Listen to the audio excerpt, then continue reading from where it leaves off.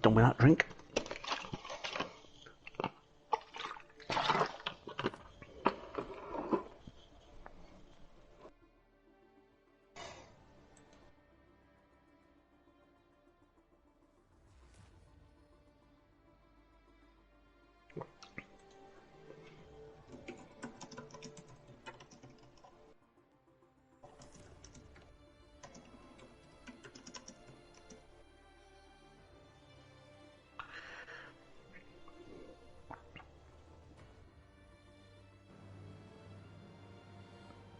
Good evening, race fans, and welcome to the One Hub Racing Season 20 for Round 4 here in Precision Tier.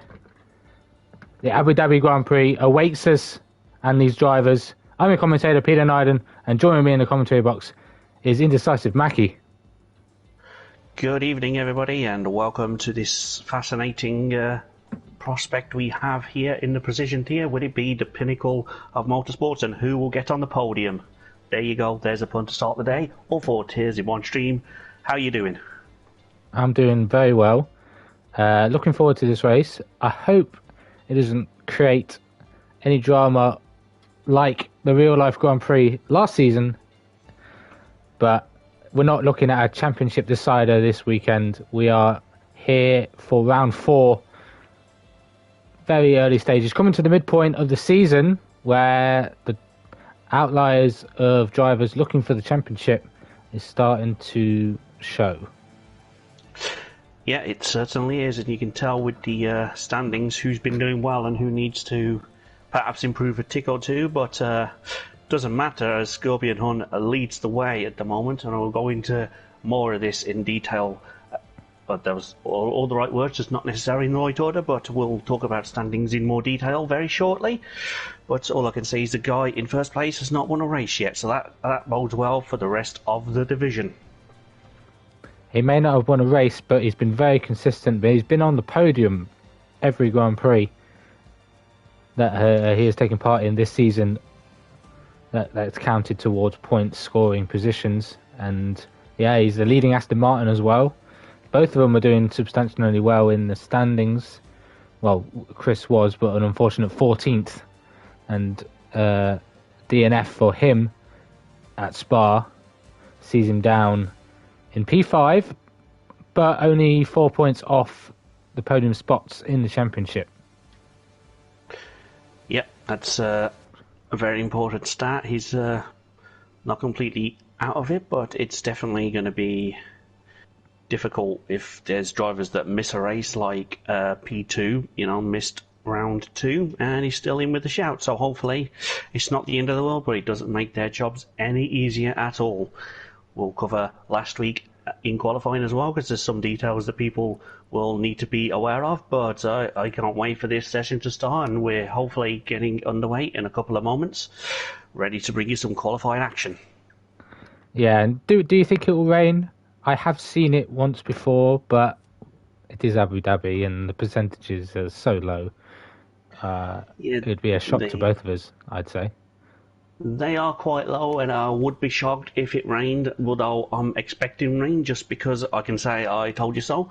But no, I don't think there's going to be rain, although it's going to be a very fascinating spectacle if indeed there is any rain. Prospect earlier had about a 12% chance of rain in the race, so that was quite interesting. But of course it stayed dry, but you never know, rain could always happen in a 1 in a million chance. I've raced here in the wet before. It's not fun, but it's very challenging, and actually I think in a way makes it more fun. But anyhow, let's see what we do when we get to the race and what the weather's going to be when we load in. We can tell you through the TAS machine, so hopefully when we know, you'll know too. Yeah, that would be great to know. But expecting it to be completely dry, and the drivers will be expecting it, especially with the practice they probably would have put in.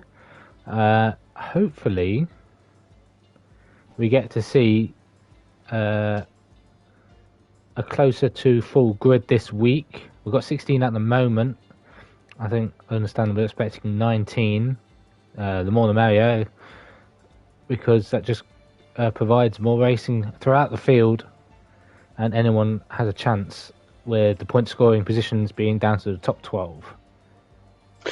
Yeah, absolutely. Every position matters here in one hub racing, and every lap matters, and every point is always there for the taking. Especially if you're outside the top 10, you can still get fastest lap point. But we'll talk about more about that when the permutations explain themselves in the races. So that could be really fun to see. But yeah, definitely well worth carrying on because you never know what's about to happen, especially around this track.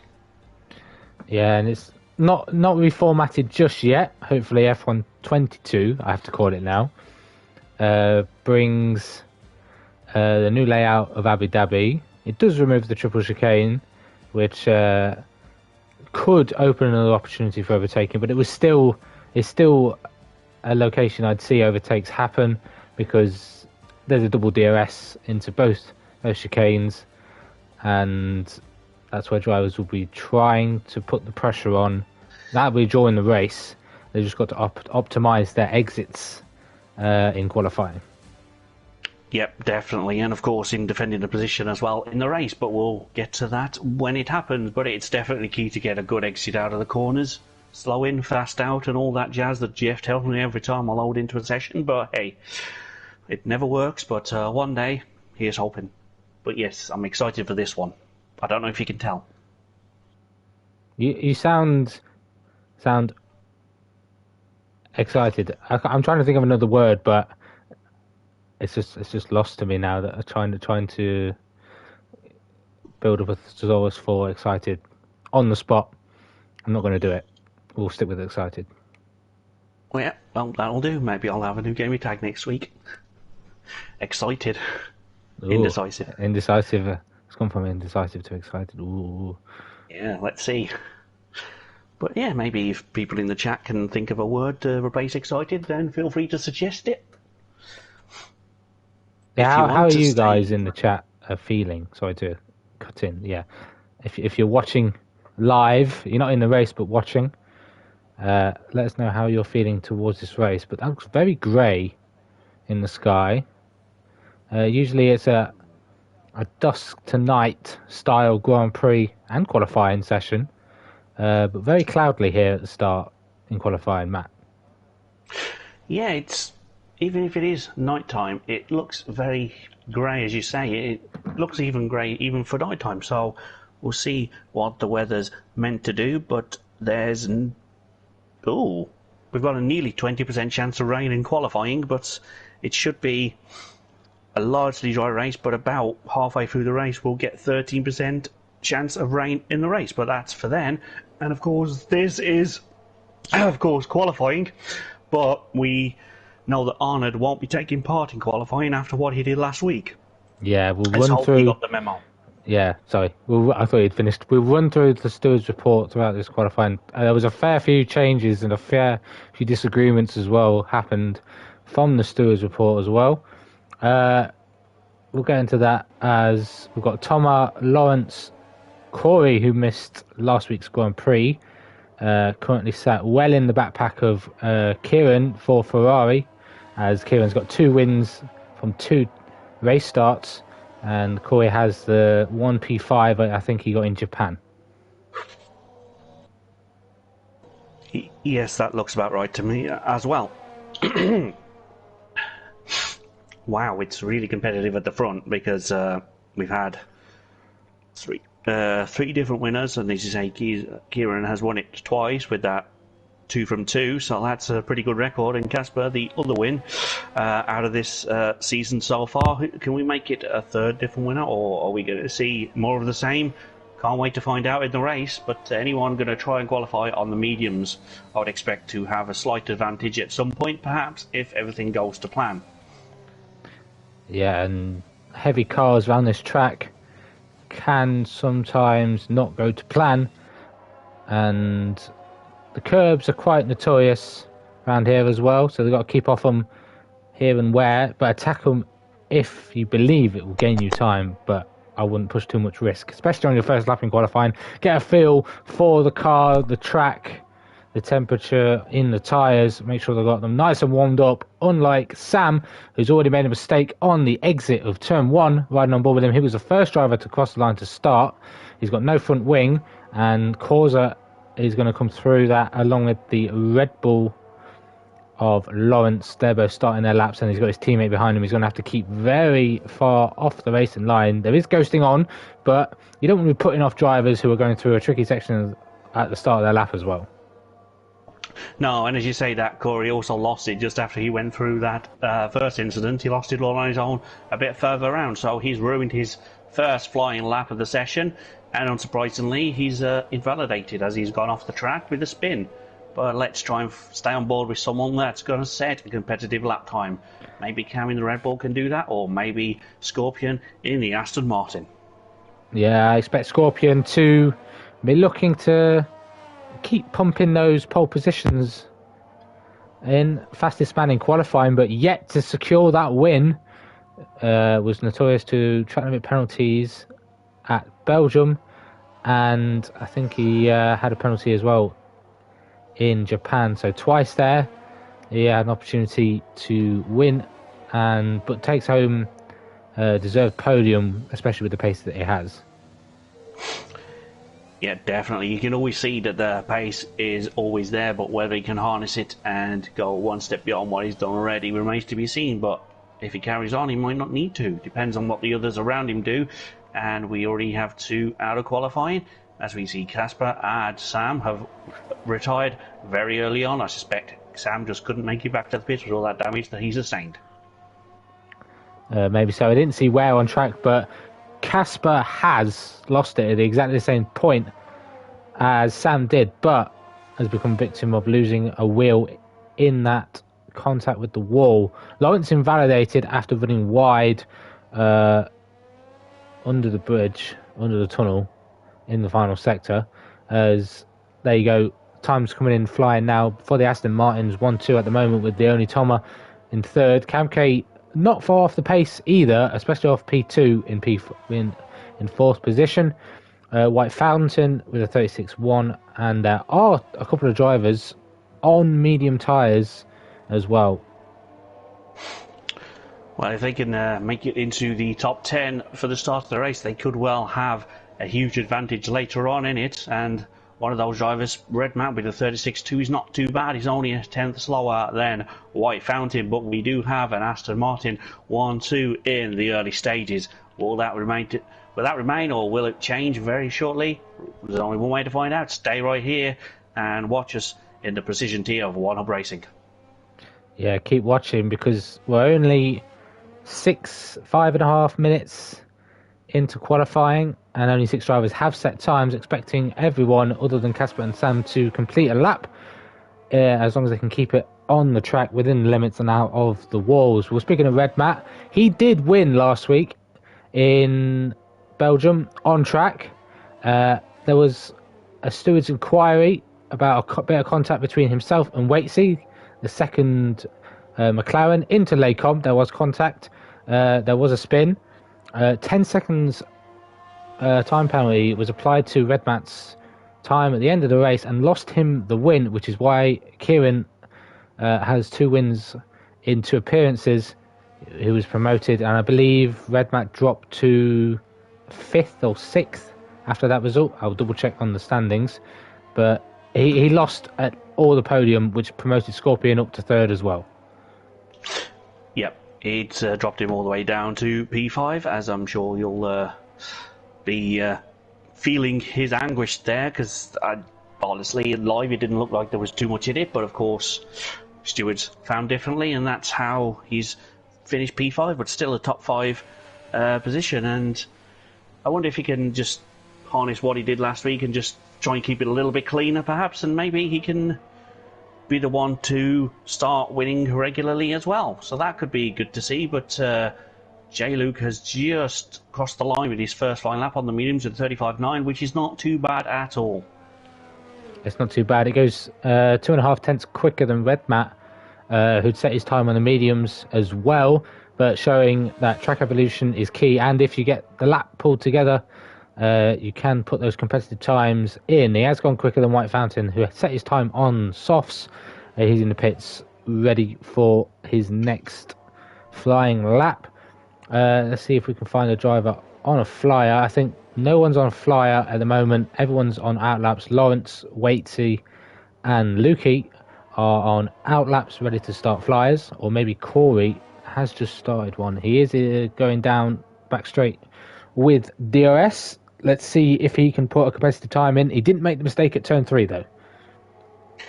No, it's very good to see that he's got through turn 3 cleanly, and hopefully he can just harness what speed he's got and manage to carry it down this second opportunity, which could be an opportunity in the race after lap 3 for the DRS overtake into this chicane, which doesn't really exist anymore. It's more a sweeping corner, you go a bit deeper, but for this track evolution and this version of the track, you have to take it, and he's done quite well. He's definitely right about on the limit there. Any quicker, he might have hit one of those bumps that could throw you definitely offline, which I've seen a lot of already today, and hopefully we don't see any more in the race when drivers are trying to push.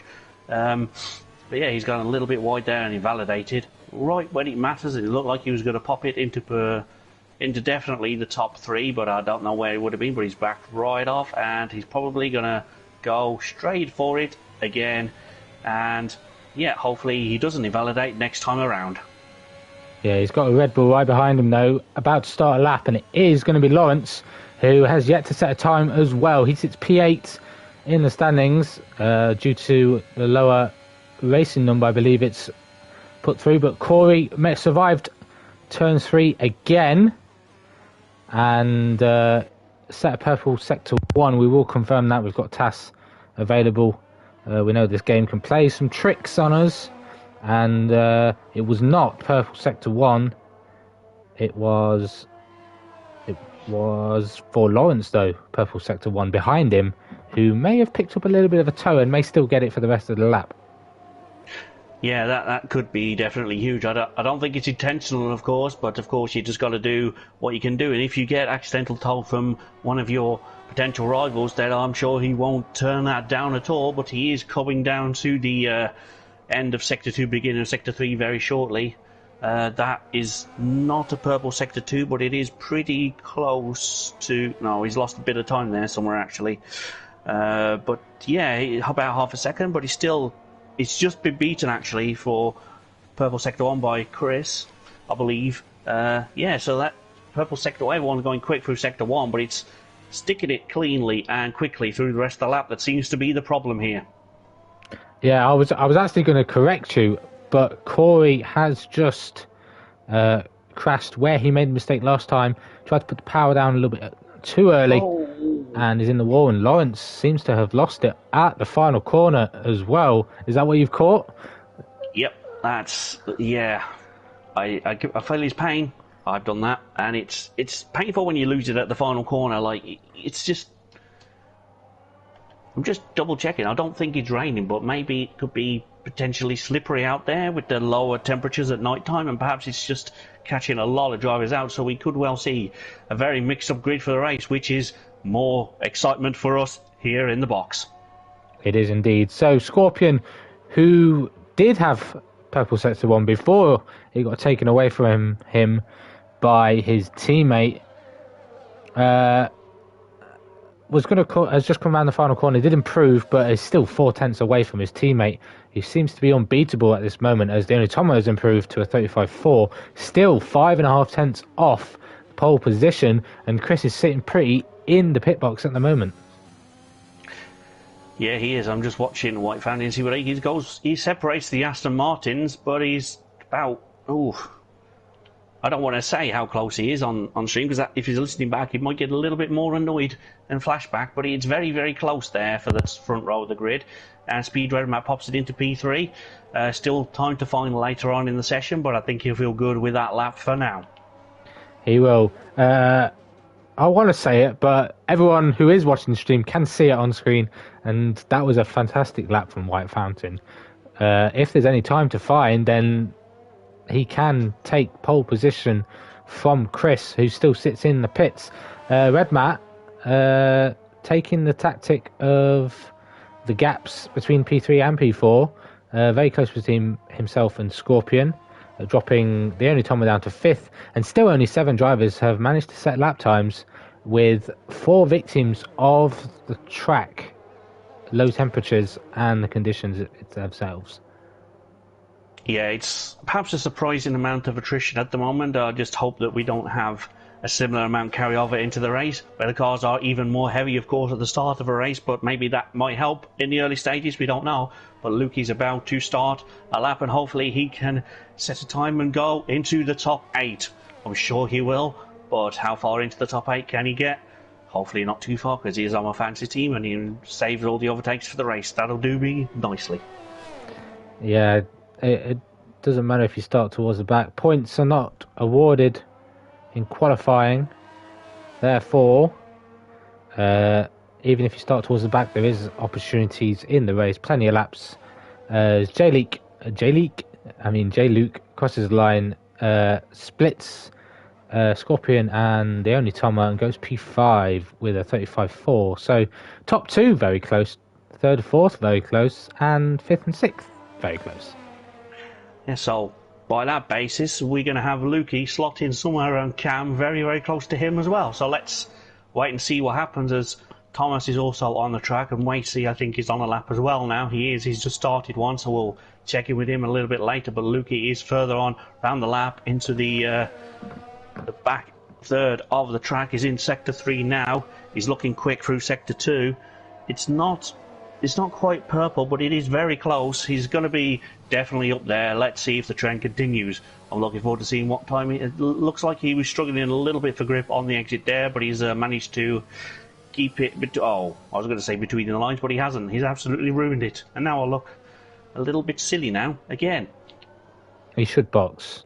He does box, because there's only 3 minutes and 30 seconds left of this session, and still only 7 drivers have set a time. So you could see drivers starting inside the top 10 on fresh tyres who haven't managed to set a lap time.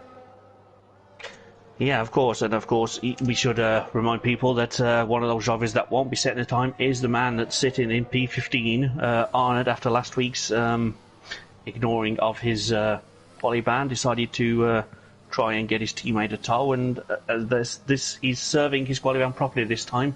I don't even think he's been out there to set a reconnaissance lap to lock in the setup, but I'm sure he'll be able to carve through the field and prove a little bit of a point. And I think it was just a mad moment for him last week. He's not usually like that, so hopefully we get a very clean race from everyone, which we usually do anyway, but incidents do happen sometimes here. But yeah, I have no idea who's going to take pole position. Even now, it looks like it could be one of 3 or 4 people, but you never really know until everyone crosses the line and the checkered flag is out. But at the moment, Chris still has the advantage just from White Fountain. He does. Waits is slotting himself into P8. Slowest time on the board, but not far off Cam. So the trend is still there. A bigger gap, though, between Cam and Watesy. But ERT Thomas is going to be the next to finish his lap. He's coming through the chicane, and he was incredibly fast in the first sector. Not sure it was completely purple. It wasn't, from what I can see. He's very close though. He's matched essentially Chris in the first sector. But the fastest first sector has been set by J-Luke, which is 17.1 compared to a 17.3 what Thomas has set. In the middle sector, will he catch up to this McLaren? It is the only Thomas, so I think he'll finish. Not the only Thomas, it is Watesy. He is on an in-lap, I think. Yeah, he's coming to the pit, so it won't be an issue for Thomas. Will he keep it in the white lines around the final corner? Just about, doesn't lose the back end either, and it's a 36.1 from Thomas, but it is a time on the board. Yep, that's all you need at this stage of the session. You could start in the top 10 with that, given how many people outside the top 10 have not set a lap time, but I think we're about to see Chris go even quicker, because he got a monumental toll from his teammate down a couple of straights, but he may have backed out at the last minute, actually. Now I've said that, he has. It's a little bit weird. Maybe he just doesn't want to... Maybe he didn't fancy it. Maybe he didn't want to ruin the tyres. I don't know what he was thinking, but he could have easily set a new session best, which would have been very difficult to beat for anybody with that tow, but never mind. Scorpion is also on a lap, so maybe he can improve a little bit, and maybe it's going to be an Aston Martin front row again, as it was early in the session. Lukey is out there as well. Started a lap, and everyone who's out there now, there's only 5 seconds left to start another lap. Rich has just timed it absolutely perfectly, has he? Yes, just about. He made it. Just about, and I think any later, and I think you would have been able to hear him from here. But yeah, he's out there to improve on his 56.1, which definitely isn't representative, but he is on the medium, so let's see what he can do. But I'm just struggling to see who to watch on this lap, because everyone seems to be on a lap at the same time now.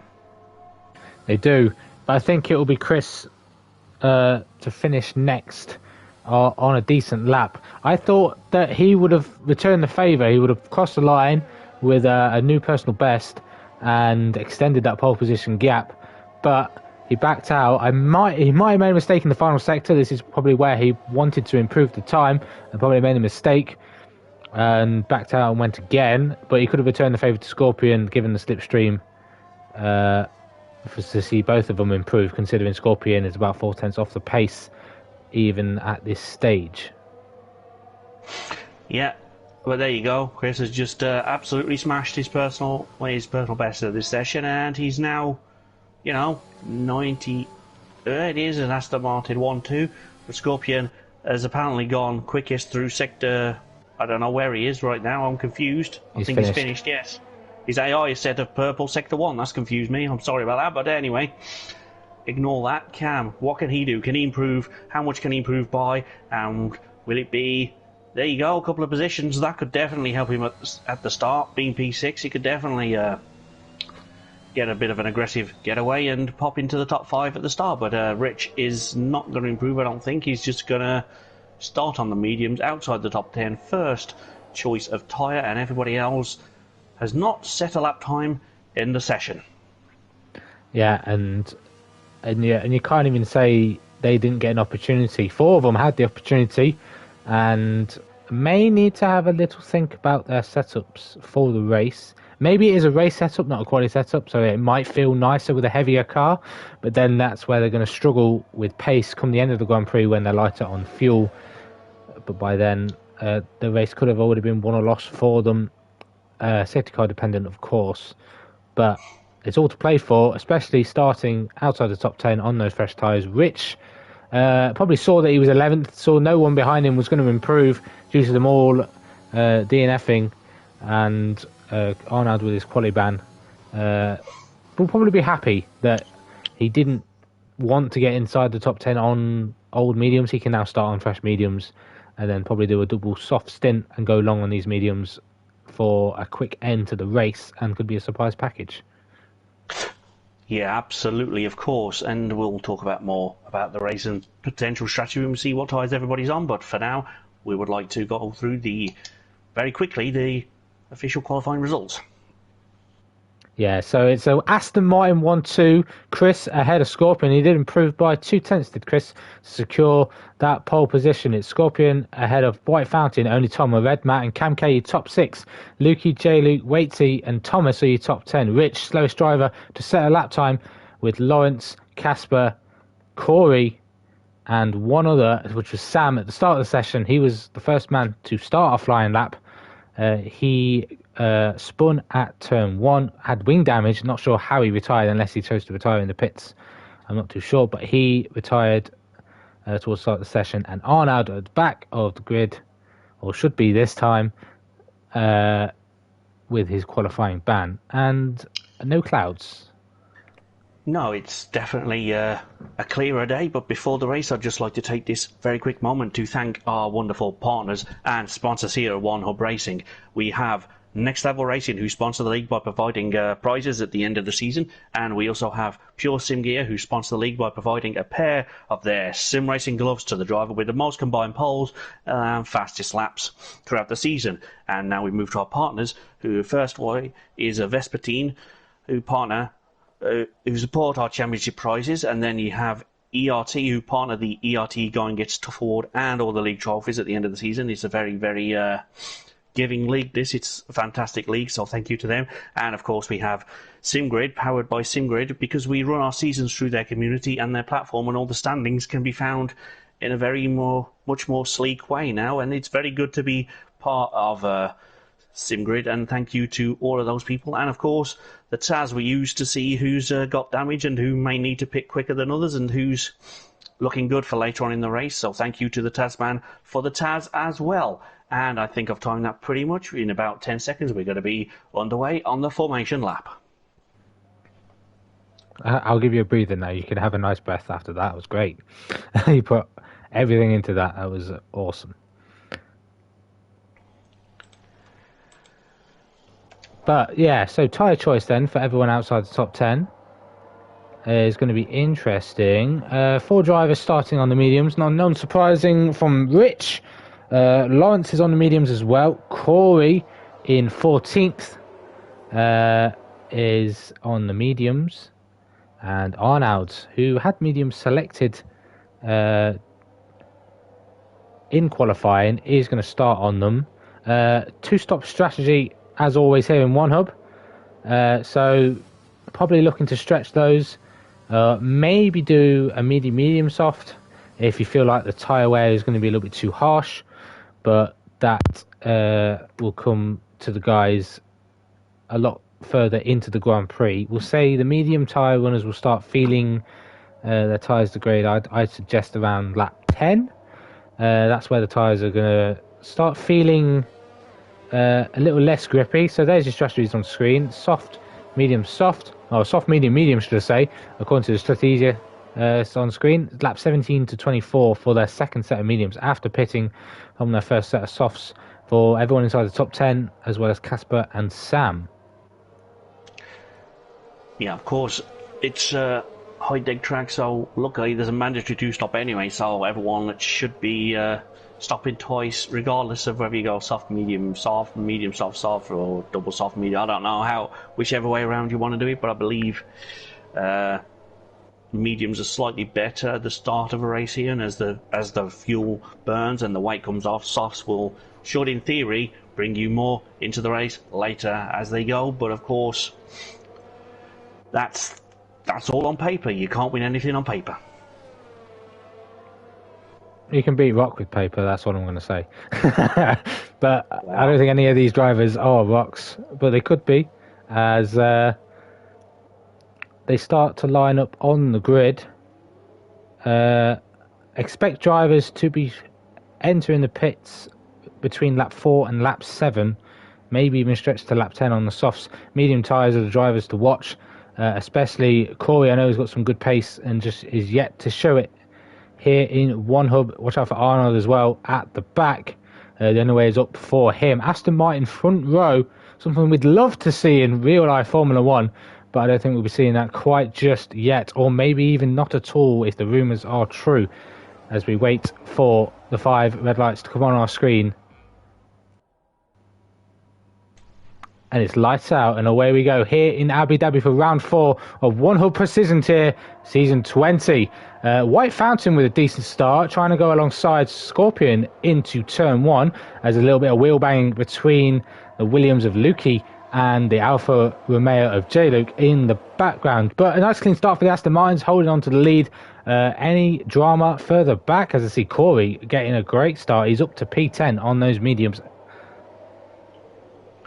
Yeah, nothing that I can see. Maybe a little bit of sideways moments, a little bit of wheel banging, but nothing major. No bodywork flying anywhere. There's no damage report on the TAS from what I can see, although there's a little bit of damage to Thomas as I say that. Just took a while to update for me, my end, but other than that, that would explain why he's gone all the way to the back. But Arnaud's had a great start. He's up into 13th already, and of course you have a little bit of care being taken from the midfield runners, and some of these guys are completely out of position, so that should give a little bit of confidence to some of the guys who aren't necessarily going to be up there. Maybe they can think, maybe I can be up there after all. And of course you have Rich just overtaking Waity into the braking zone of the chicane there, so that was a good opportunistic move there, and the mediums are starting to look good for Corey, who's all the way up into P9 after starting outside the top 10. And will this be the day he can finally start to show us all the pace that we know he's got? Yes, and P9 is a great start for Corey. Rich holding position on those mediums. He may have lost 2 to Casper and Corey behind, but he's held on to his starting position with Lawrence dropping back and Waitsy losing positions as well, and ERT Thomas, who had to pit for a wing change as Rich goes a little bit wide. He's going to be vulnerable to Waitsy through turn 2 and 3. Don't want to be touching too much of that curb, but the cars are nice and heavy, so less likely to feel loose going through there, and the tyres are quite fairly fresh as Corey tries to get by Lukey into the hairpin and onto the DRS straight, shoves Lukey wide and gets the position. He does, but can he keep it? Because Lukey has a little bit of a tyre advantage right now, and he will have the overspeed as well, and there's a little bit of a contact as Lukey tries to go down the inside, but that becomes the outside as you go left and right, and there's a little bit of squeezing going on there, and Lukey's had to back out of it, and he's lost another position to Casper in the meantime. I don't think there was anything intentional there. It's just unfortunately sometimes you do touch the slightest touch on your opponent and he will go backwards, as we've just seen, but he's got the tyres to get back in. This is on the back of Casper, and of course DRS will be active next time around, so hopefully he won't be down there for too much longer. No, and everyone seems to be staying in a nice DRS train. However, Rich has fallen out of that 1 second window and will be starting to create a DRS train of his own. He's got to watch out for Waitsy and Sam behind, both on those soft tyres. They're going to be quite dangerous in the first couple of laps of this Grand Prix. So Corey in a little bit of an Alfa Romeo sandwich, and Casper and Lukey behind, chasing down, wanting to keep within that DRS train and optimise those soft tyres.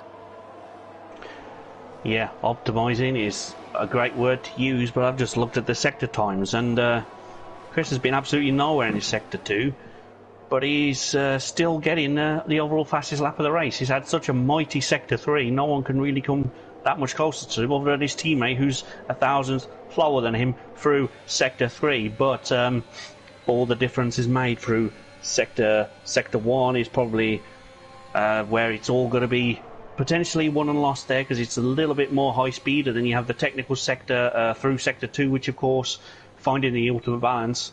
We get to see what kind of setup these drivers are running after the race, because I'm curious to know how different they've gone. But of course, as you mentioned in quali, maybe they were running a race trim in quali, so they should be quicker now than we saw with less fuel. Yeah, Lukey made a mistake though in sector 1 through turn 3. Lost the back end. Speaking of losing the back end, Corey loses it out the triple chicane. Keeps it in a straight line as he enters the next section of corners. He's got a little bit of pressure of Casper behind. He was nice and close to J-Luke. Maybe gave him a little bit of a dummy just to let him know in the mirrors that he was there on the proximity arrow as well. He is a threat, is Corey. He's within the DRS train up to P4 now, as Redmat has lost ground on White Fountain. Scorpion is yo-yoing between that 1 second window. 1 second he's in, and then sometimes he's out, and then at the crucial moments, which he's coming up to now, the DRS detection point for the first DRS zone, he is going to be well within that DRS and could be a threat. Not down towards turn 9, but through towards turn 11 and the triple chicane. Yeah, absolutely, of course. And you have Lukey pitting down from 15th, who did have some left front wing damage. So I suppose the rear front wing. What am I saying? This is exciting. I can't even do English properly anymore. But this is brilliant stuff so far here on lap 4. And yeah, it's definitely key to stay in and around that 1 second window, because if you drop out of it, this is probably the worst time to do that, especially if, say, your Toma, for instance, if he drops a little bit further back from Red Mat, then he's definitely going to be vulnerable from behind, as everyone behind him will have a DRS as well. But luckily, he's probably able to hold on because there's just not enough room for all of them to get through. But Cam has made us, I think he's just lost a position to J-Luke there, who's very opportunistically taken it into the braking zone. But plenty of room was left, and when drivers do that, you're going to feel a little bit more confident of being a bit later on the brakes. Yeah, and I think Cam K was very short on ERS. I'm not sure what ERS management is around here. I'm not the biggest fan of Abu Dhabi, to be fair. Hopefully, in F1 22, in real life Formula 1 this year, as we've been seeing so far, the cars could travel so closely. They're travelling closely at the moment, but that could be just due down to settings, as Waitsy has lost it at the penultimate corner. Is that going to be our first safety car? Not full course caution, but a VSC, and has now been upgraded as the car, I believe, is stranded towards the pit entry, I think. I can't go on board with him because he's not a car that I can use, but hopefully he doesn't stay there in time I get down to Thomas, who was coming through the penultimate corner. But we have our first retirement and our first safety car 4 laps in. Yes, we do. It was definitely on the run into the final corner. He hadn't quite made it. I think he was sort of halfway between the penultimate and final corner, and I'm just wondering how many people are going to take opportunities to jump off of the soft tyres under the full safety car. You would think that, I was going to say, you'd think Aston Martin might be a little bit cautious, but of course Aston Martin are no longer running at the front, so Chris has probably jumped down a little bit early to maybe get track position in a moment when everyone will come in for their first stop behind the safety car. Although we will have deltas, so it could be a gamble that hasn't quite paid off yet, but we'll see shortly. But I'm expecting the top 8 possibly to pit from softs to mediums, as this is probably a great opportunity for that to happen. Yeah, it is a great opportunity, and especially for those who were struggling to stay within that 1 second window. You had Scorpion, who couldn't realistically pit because his teammate boxed and he would have lost positions if he had double stacked, so rightly so stayed out. Safety car is waiting for them at the end of sector 1, so you've got to be careful not to A, overtake the safety car when they come out the pits, and B, run into it, because Scorpion is in, White Fountain should follow, Red Matt is in as well. He was struggling for pace, he was dropping away from the front 3. The only Thomas who was starting to form a little bit of train is in, and as you predicted, everyone who is inside the top 8 has boxed, including now ERT Arnaud and Rich and Sam into the pits. I think Arnaud's going to put on another set of mediums, which is probably not such a bad idea, because now he's got 6 laps less to do, and he will probably pit around lap 21, 2 onto the softs and go really quick at the end. But he's going to take full advantage of this to switch his strategy up, and perhaps that could pay dividends for him this evening. But we'll see later on. He's in a good position now. He's got 1 stop out of the way on fresh mediums and should be quick at the end on those soft tyres.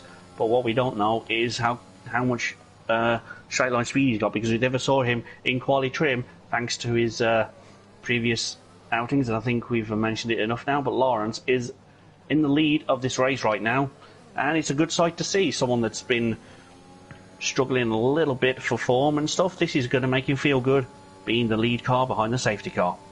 Yeah, and a quick mention as well, Scorpion staying out, using the Delta first, or maybe he took advantage of, the Delta can go negative, it will just disappear as it goes to the pits, has managed to jump his teammate in that pit stop. Unless there was a slow pit stop for Chris, I don't think there was enough to warrant a big jump, but Scorpion is ahead because White Fountain has stayed behind because he followed him in, and the order down towards P10 is exactly the same from what it was when they boxed, except for Casper, who's lost out to Arnaud in that pit stop exchange.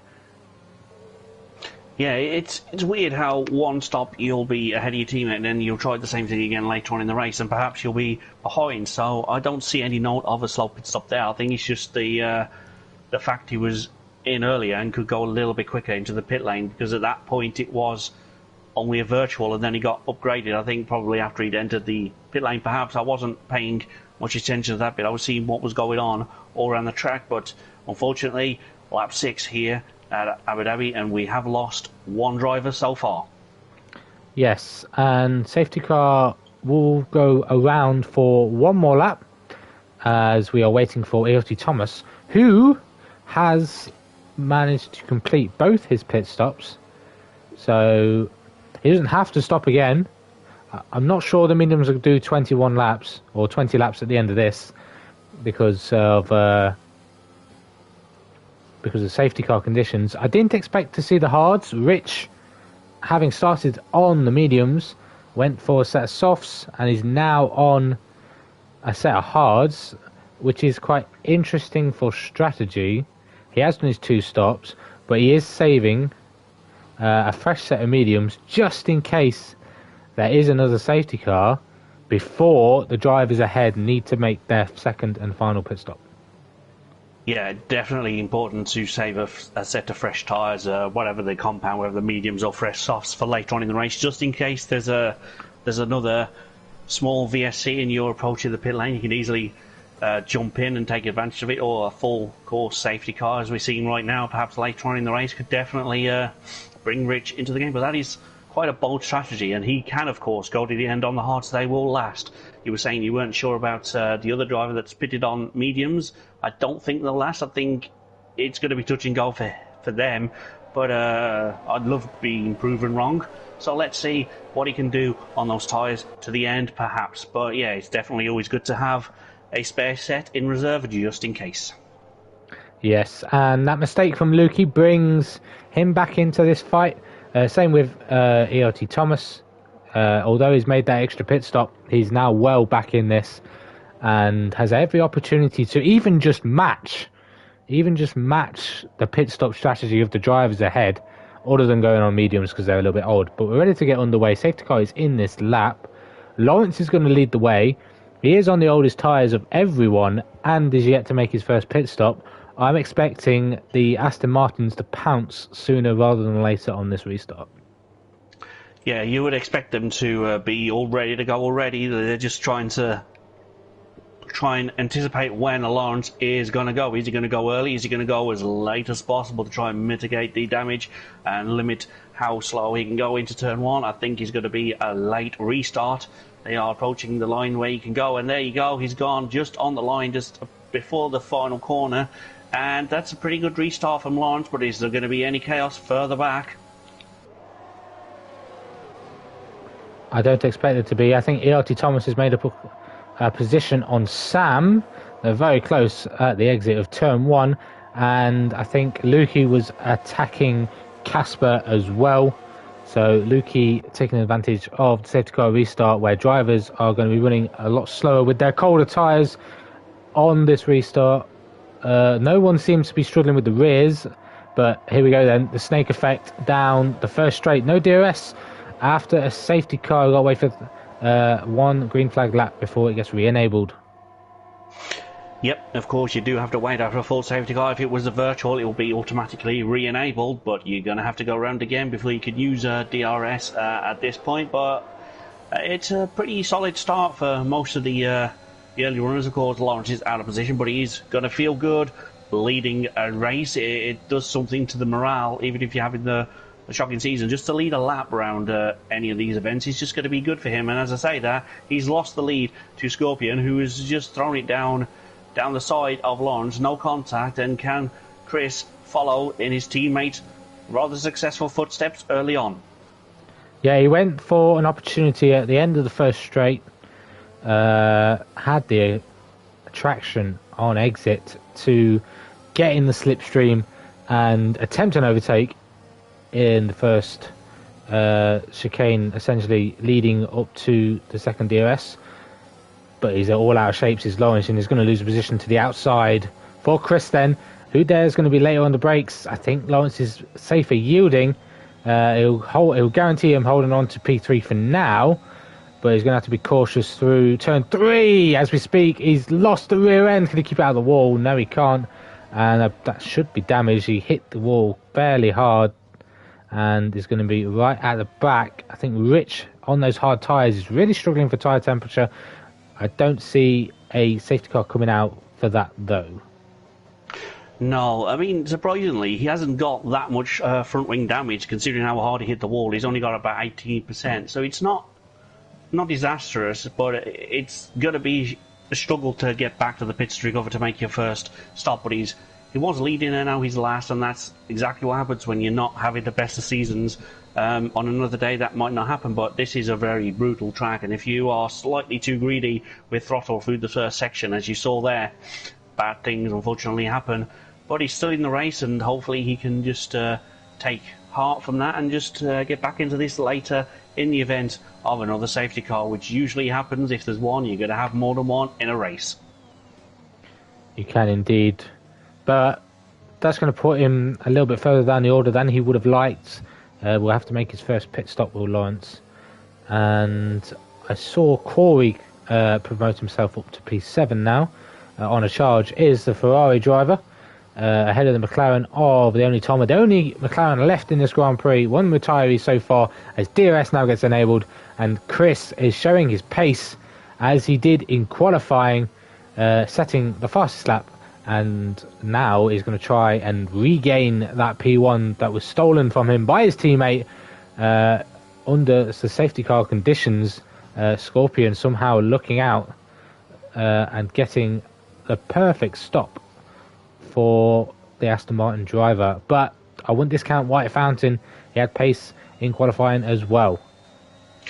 He did. We saw that very much in evidence of qualifying. I was just trying to have a quick look, see why there was a yellow flag. I couldn't see anything major going on, so I think it's just a car just going slowly or something, one of the back markers perhaps. But Lawrence has finally made it to the pit lane, and my game has actually bugged out there, because apparently Lawrence is driving the Alpine and going down the pit lane at 200 miles an hour. That was quite a move for a graphical glitch. That's pretty much one of the worst you can get. But anyhow, everything seems to be working again now, and this is hotting up, isn't it? This is going to be quite a sensational rest of the race, I think. Yes, and I'd get that clip saved just in case at the end of the race, because I think myself and some of the viewers would like to see what your POV of that pit laning incident is going to be like, because it sounds interesting. But yeah, no Alpine on my screen going through the pit lane, just the Red Bull.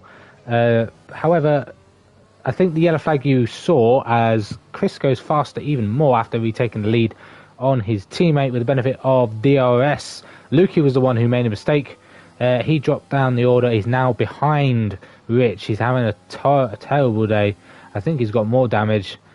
I think he made another mistake at turn 3, and he's into the pits for another pit stop, but I think it will be his final one. It will be. So just a safety car, and he's back in this once again. Yeah, of course, it's been a terrible day for him, and of course, terrible day for my fantasy team with the result of this. But of course, we're not even halfway through this race yet. There's plenty of time for it to change, especially with the later safety car, which I think, sort of expect at this point, given the nature of this track. We've seen it bite very, very hard on occasion, and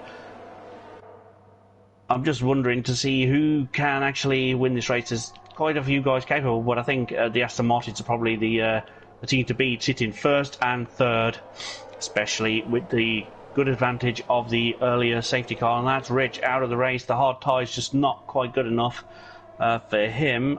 He's had a problem. I didn't see where, but I will try, and I think he's just lost it out of the chicane. I think he's lost it. Yeah, the first chicane.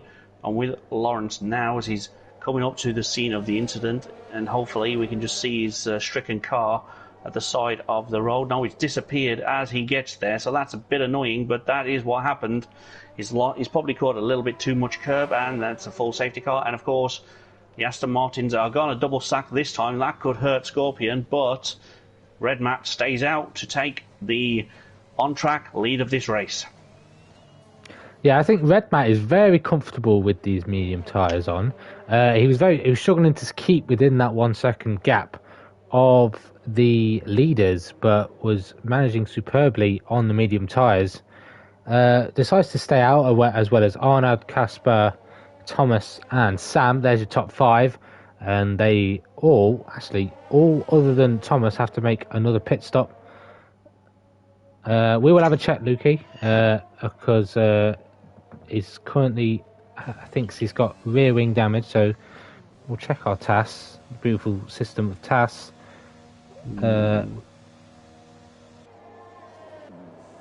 No, Doesn't look not like seen it. it. No, nothing on TAS.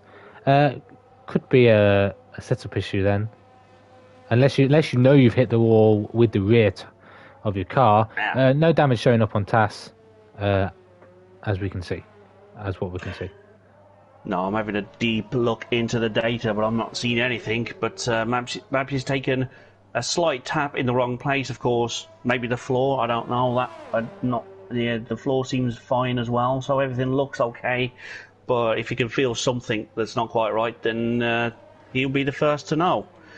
But yeah, apparently his Jeff is lying to him, so that's always a good sign when your in-game engineer starts lying to you. That's really going to fill you with confidence. But hopefully you can just keep going out there, Lukey, and maybe get me some fancy points if you storm through the field later on. But yeah, we are under safety car conditions here in Abu Dhabi on lap 12 in the precision tier of One Hub Racing.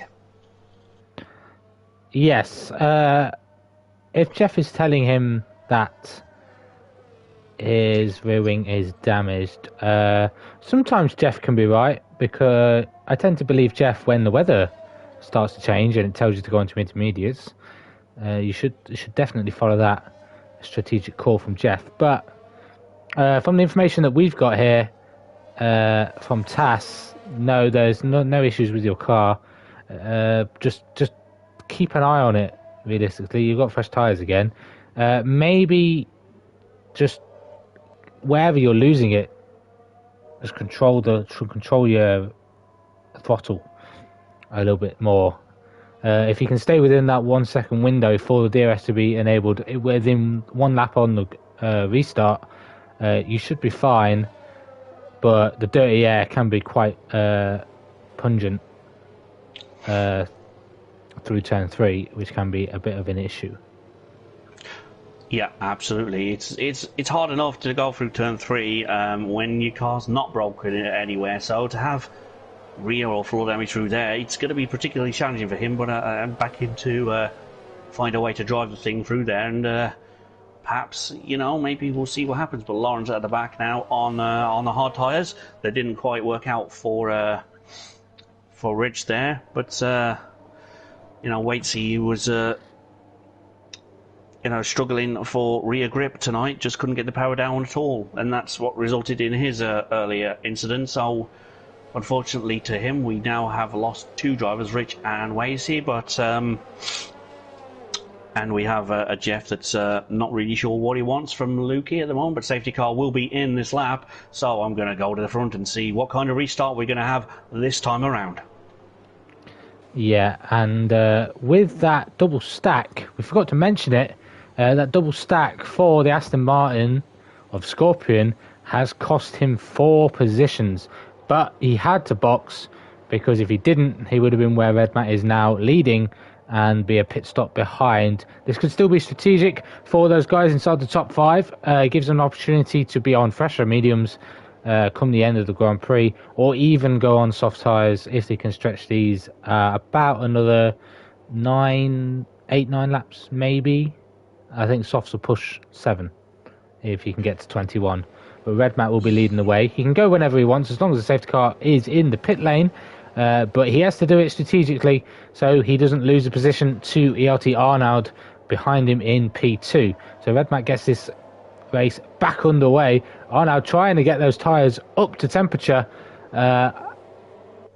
As we see a Ferrari of Corsa losing the back end in the background. He's out. Will that bring out the safety car yet again? I don't think Corey got his tyres up to temperature. No, I think it's always tricky, but I think you can definitely do 7-8 on very fresh softs at the end of a Grand Prix. It's tricky. They're supposed to do that at the start, but on heavy fuel they're probably more like 5. But you can probably pit on lap 21 to get to the end on soft tyres, definitely. But how much further down the field will Red Matt be with that decision not to pit under the safety car? Yeah, and it will be every position if the rest of the field manage to stay within the DRS train. As Sam and White Fountain swap positions, I see a ghosted Sam. Is he not in the car? He must have left the session. And is going to be dropped to the back of the field with the AI setting being so low that you can't just pause the game and be very competitive. Unfortunately for Sam, as he drops even further and will drop all the way outside the top 10 and even outside the points into 13th. Not a situation that Sam would have wanted on this restart. No, it's unfortunate, but sometimes when you can't take control of your car, you can't take control of your car, and no matter what you do to try and render that problem, it sometimes isn't a solution for it. But Red Matt is probably, I was going to say, slightly pulling away from Arnold. They're on different phases of a restart, but he's led a lap after the restart, and that's a pretty good advantage to have at the moment. But of course, we have a pit stop pending for him, and his tyres are the worst condition out there, so that's not going to be too much longer before he thinks about changing up his strategy, perhaps. But yeah, the latest safety car was 5 minutes 22 seconds, if anyone was interested in that. But we have Casper in P3, who looks like he could be mounting a challenge in a lap or two. He's got a healthy gap behind him from ERT Thomas. We have the Mercedes now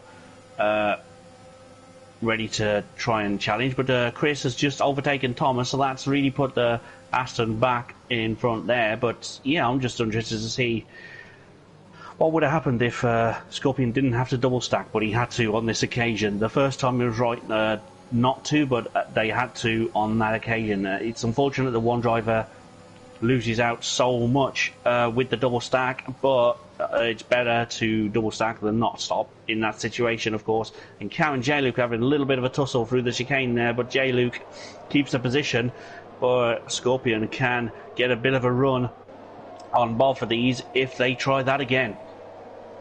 Yeah, Thomas now probably feeling a little bit slow on those tyres because the two drivers that have overtaken him are on 6-lap pressure, and Chris is going to feel nice and be sitting quite pretty at the moment because his only challenger realistically is White Fountain. It would have been White Fountain and Scorpion, but Scorpion now down towards the back. There could be a charge from J-Luke or Cam K for that spot on the podium. I wouldn't discount Thomas just yet, as Arnaud has made a mistake. He spun it through turn 2. Must have caught too much curb. I don't see people spinning on turn 2. I usually see him into turn 3, but he's got no front wing.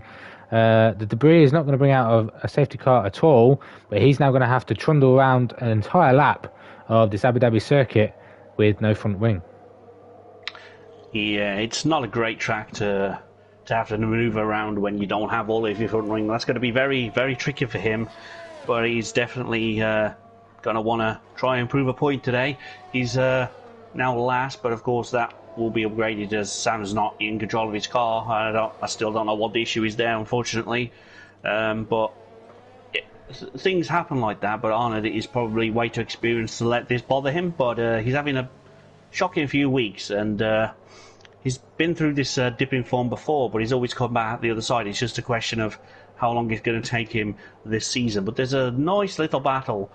Thomas, Scorpion, Cam and Thomas there, just nose to tail pretty much through there, and of course a little bit further back from J-Luke as well in P5, who's in sort of a no man's land. He could be very uncomfortable for the next couple of laps, trying to gain on those in front, trying to defend from those behind. He could well end up losing out entirely on both battles. It's going to be difficult for him, but at the moment he's holding his own in P5. He is. He just got by Thomas with the benefit of DRS down towards the triple chicane. Made a meal out of it as well, but got the position. Chris has got through on Casper as well. Chris now only one position to regain the lead, and he's made all his pit stops. But he has to remember that he's got to go to the end then if he wants to not make another pit stop. He's got to do another 11 laps on these mediums. It is possible, and if there's another safety car, it is more than likely. But here he goes then on Red Matt. Red Matt's got no DRS, no slipstream to benefit him down the straight. He's got good straight line speed though.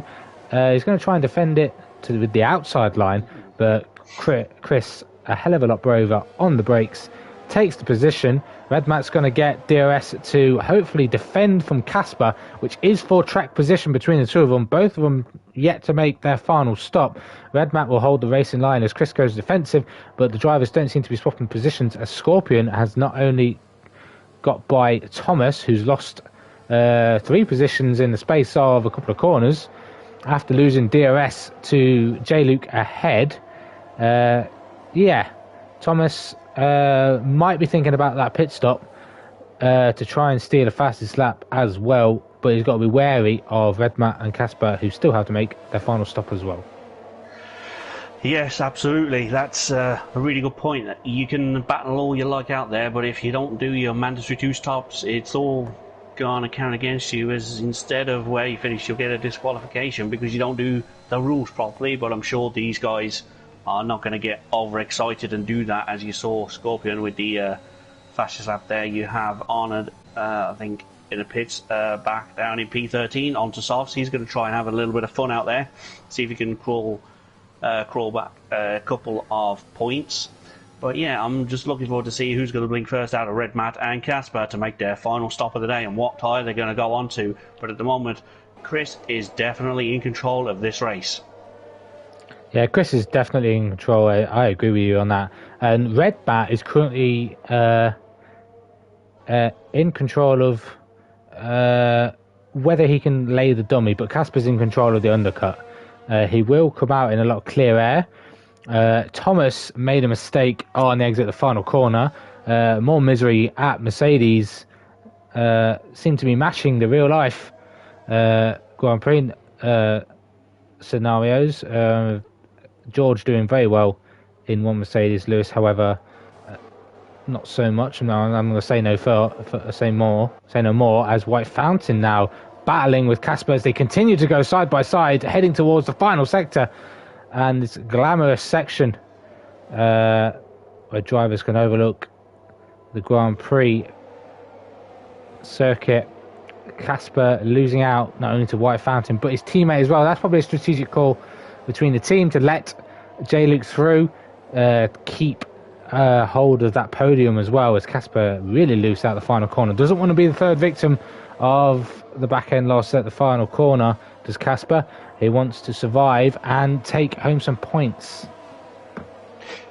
Yep, he certainly does. There's an old saying, to finish first you have to finish, which is very, very true. But Scorpion looks to be on the charge, and he's just run out of the road there to try and get past Casper. He's very, very close. In fact, he could reach forward and probably change gear for Casper if he really wanted to do that, but he's just going to wait and see what kind of DRS advantage he's going to get. They're both going to have it, double DRS, maybe sort of going to improve his chance of. I don't think he dips left, he fainted right, but is he going to do both of them on the straight? That is fantastic. How brave can you be under braking? Is Cam going to try and force his way through as well? This is heating up, and there's contact. Casper's facing the wrong way. It's all gone wrong for Casper. I guess he might not be so friendly after this race, if anyone's to blame for that. But at the moment, yeah, this is all getting really, really good now, and I don't know where to look. Yeah, I was confused where to look because I was watching Scorpion and J-Luke battling, swapping positions. White Fountain's going through on Red Mat, and you mentioned Cam K and Casper going side by side. Cam K losing position now to only Thomas, with Casper dropping down to 9th. That battle between him and Red Mat, who's going to blink first? I believe Casper should now be boxing.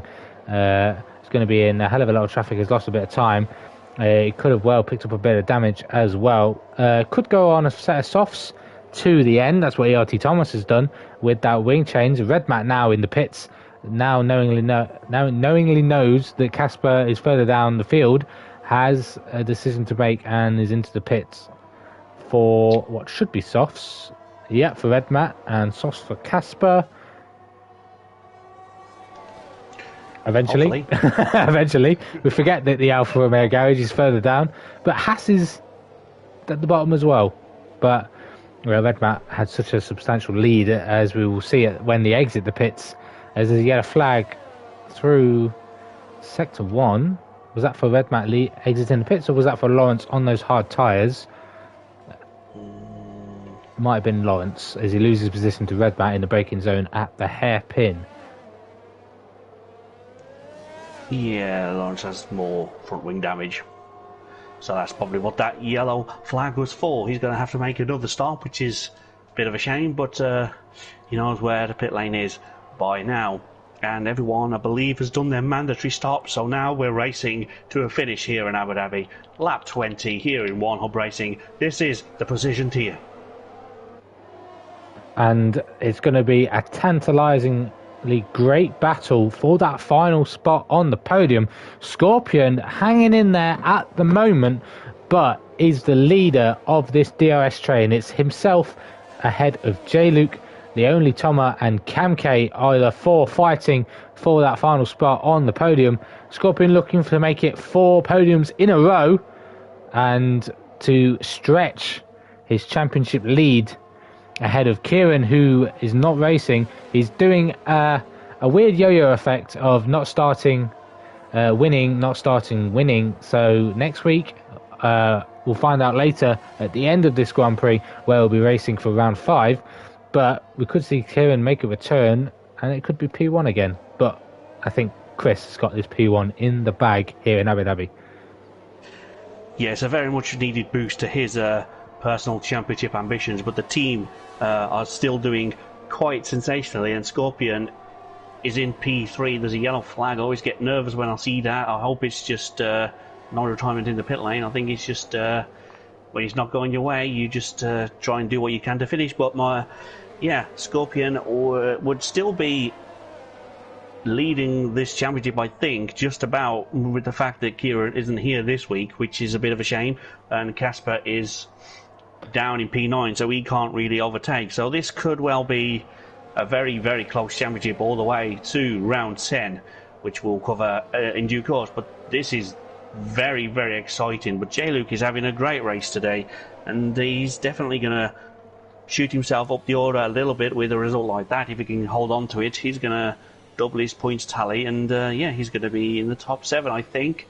But we'll do the maths later. But if it finishes like this, then Aston Martin are going to have a little bit of a party. Yeah, and they've been quite regular so far this season, as the party Aston Martin. Not so much for Chris last week in Spa, but he did share the podium twice in Japan and Mexico. Both of them were on equal points after that round as well, as Red Matt takes that fastest lap of the Grand Prix. I'm expecting Casper to attempt to beat that. He's around in the final corner now, and will cross the line. Is that going to be a personal best? It is. It's a 36.7, so the fastest lap for Casper. Nice. Very good to see. Fastest lap battle going on, and just going to let me check on the fastest lap outside the top 10 at the moment would go to ERT Thomas with a 38.4, which is a 10th quicker than his Mercedes teammate of Arnold with a 38.5. So it will be between those two. But if any of them get into the top 10, that would probably change things around a little bit more. But it's definitely good to see all these people are very evenly matched with 38.2s, 38.4s as personal bests of the race. There's a lot of people doing 38.2s there. So this is fantastic pace and very evenly matched, and this is probably one of the most exciting races we've had at Abu Dhabi in recent memory. But yeah, they're always good, but this one feels a little bit extra special because it's so early in the season. It is. There's nothing. Well, let's say there's nothing much. There is valuable points on the line, but if you'd have a bad race, don't be too disheartened because there's still 6 races to go. We'll be heading to the midpoint of the season next week, and that is where we'll be picking out our drivers who look very comfortable and will be definite contenders for those championships. Chris will be definitely with one of them. Scorpion as well. Both Aston Martins have been driving superbly all season. White Fountain looks to be a dark horse, as we have, I think, Casper round at the final corner. Has made a mistake, maybe pushing for another fastest lap, and I'm not sure whether he's picked up any damage. We'll check on TAS to see if that has occurred, but it doesn't seem to be struggling. It might be just tyre temps at the moment for him, but is down in P9 and 23 seconds behind Red Matt. I remember when they were half a second between them. It's not been a great day of racing for Casper as J-Luke now regains that P4 position ahead of the only Toma, while Scorpion has broken away. He's broken free. That battle for that final spot on the podium has slowly started to disappear, and it's now a battle for P4 between J-Luke, Toma and Cam K. Yeah, it's very much fascinating to see who's going to win out this battle. There's a handful of laps to go. You can probably count them on one hand very shortly anyway. Yeah, 5 laps to go as of the leader crossing the line now. But yeah, it's going to be a grandstand finish here, and honestly, I wouldn't like to put any money on any of these drivers because, frankly, I've been wrong before, and I have absolutely no idea what's going to happen. And that is just the biggest compliment I can pay to these drivers, is I never really know who's going to win out certain battles at any time. But I think we may know who's going to be on the top step of the podium. If all this continues, then it could be a very, very colourful podium. Yes, it could. And J-Luke might lose that position again. He's very low on ERS. Thomas not too fair on it either. No, but DRS will get him through into P4 there, but J-Luke could probably start to conserve for possibly a final couple of lap shootout. They're on the same tyre, same age, so it's all about driver performance right now. As we know, it's what we like here about one-on racing, is that you're never really out of a race unless you're in a wall somewhere. You're always fighting for something while you're on the track, and that is, I think, a very good motivation for all of these drivers. Lawrence is down in P12 with Sam's unfortunate incident disconnection and can't get back in the lobby for whatever reason. So he's still, at the end of this, going to be getting a point. Yeah, and even though he's at the back, that wouldn't surprise me. Oh, we've had a spinner. Scorpion is round. Scorpion has lost that podium position and has presented an opportunity not only for Toma, but for J-Luke and Cam K as well. Scorpion is going to just about hang on to P6, but he's going to have to cool his head and cool those tyres if he wants to secure any points in this race. Yeah, that's probably the worst time to do that. You're just about to think, oh, well, we'll just take you home now in these positions, and then you just have a slight lapse of concentration.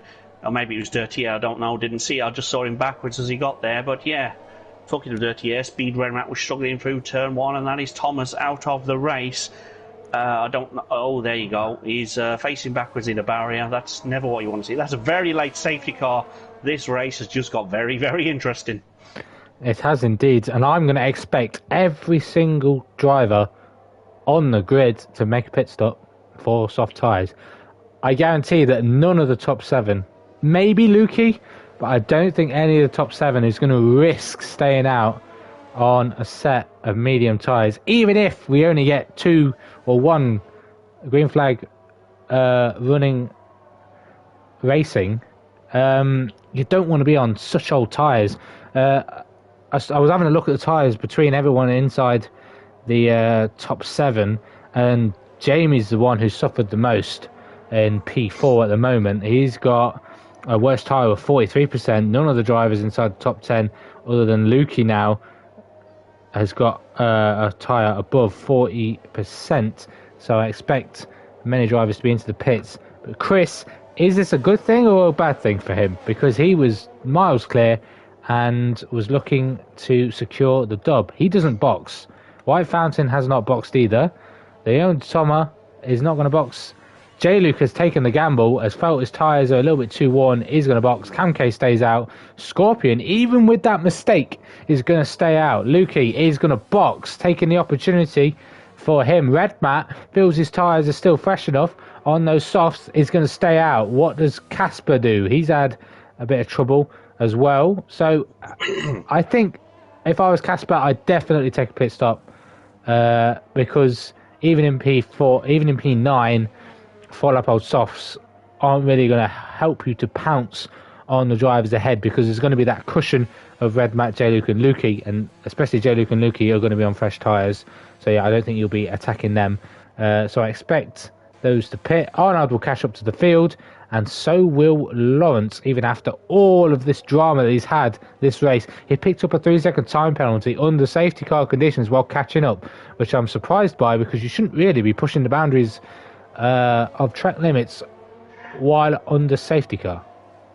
It's tricky, but sometimes the delta sort of makes you do strange things when you're trying to catch up but slow down. It's like, oh dear, this is not...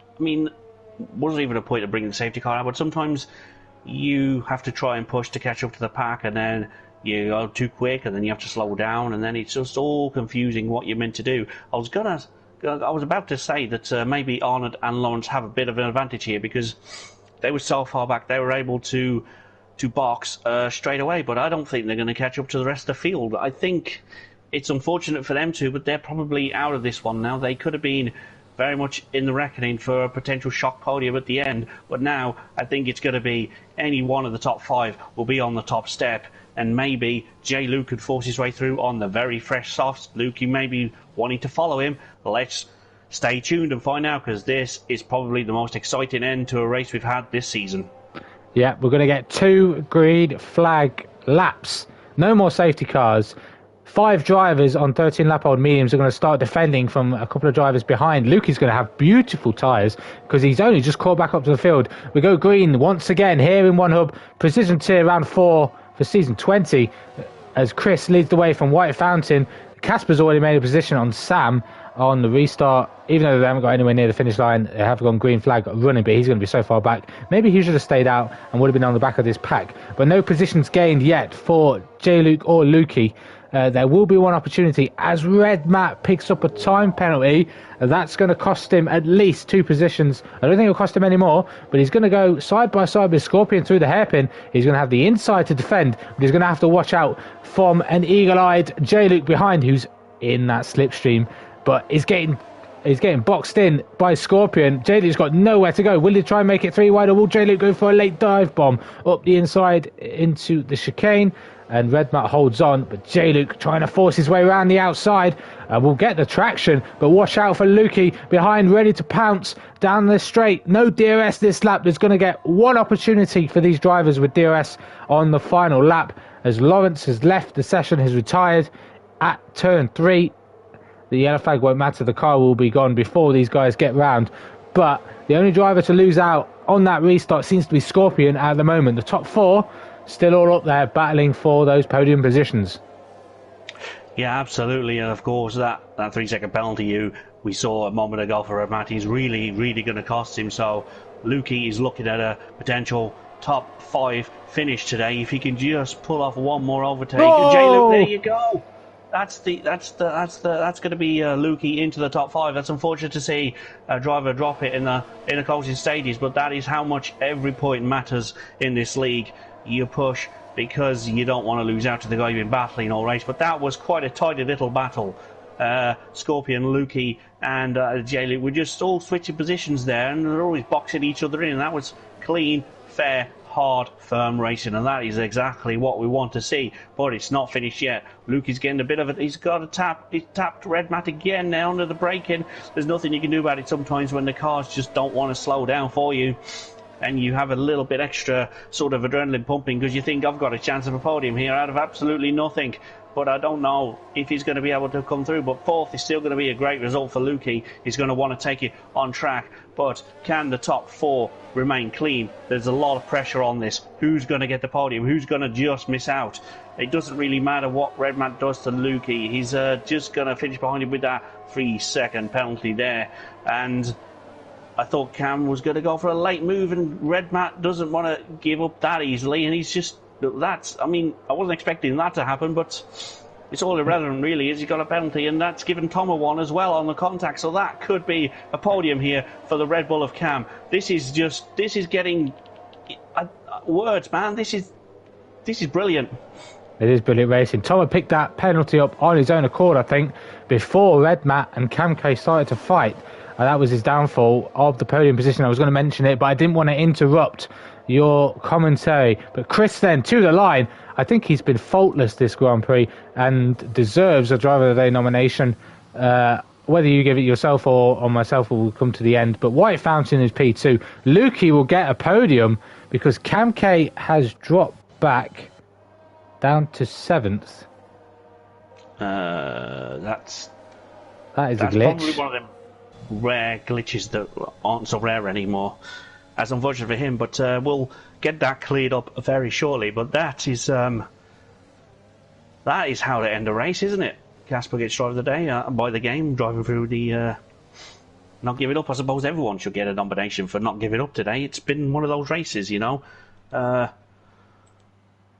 We don't know what happened there, but what a fantastic last couple of laps that was with the late safety car. Added up almost as much drama as the real-life Abu Dhabi Grand Prix in 2021, but not quite, because it wasn't for a championship. No, but it could be a great chance for Chris to claw himself back into this championship with that victory. No fastest lap, though. That goes to Casper, who gets himself back up to P7.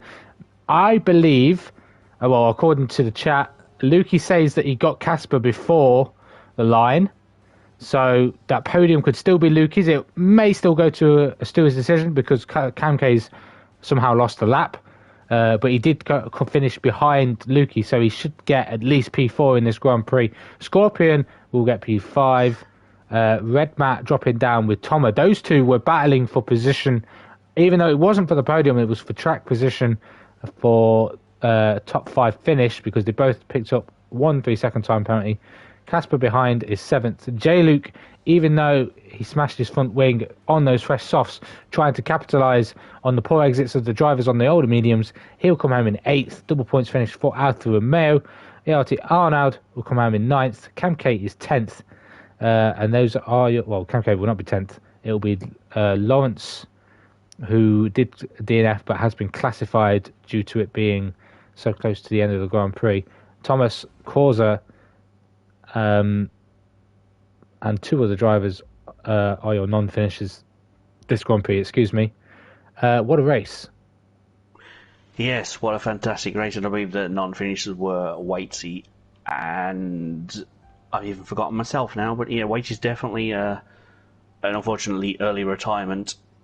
That was quite a sensational end, and I think we should have a long and hard think about driver of the day, because as we always seem to say, there's quite a few candidates, and that just feels like I say it just for the sake of it. But generally, when you think everything that's happened, you had drivers out of it very early on, got back into it, and then you had drivers that looked like they were cruising to a podium and make a small mistake, and they end up dropping down the field.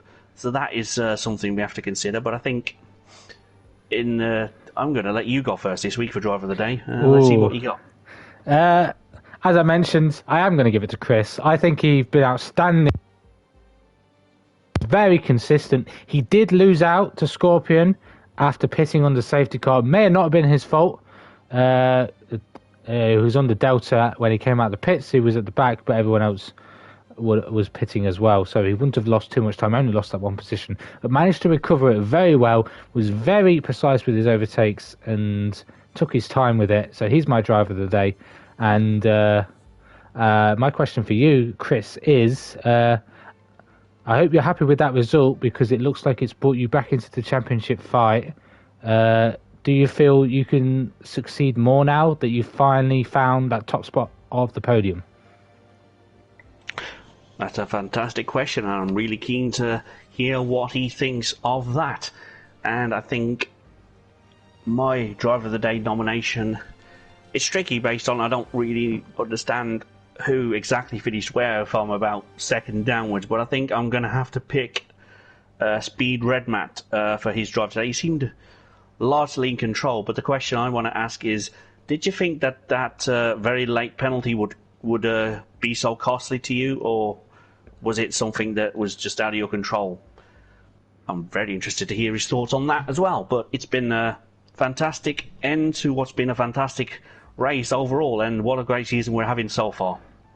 Yeah, and to think we've only had 4 rounds in this season, and we've had many different race winners, albeit Kieran's had 2, but that's post-race. We've had 4 different drivers crossed the finish line in first place in the first 4 races, and I still couldn't give you a driver that's definitely going to win the championship. It's definitely between a lot of drivers.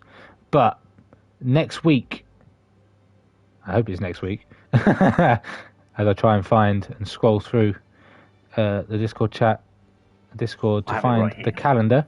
Yeah, so for that. 6th of May next week we have China.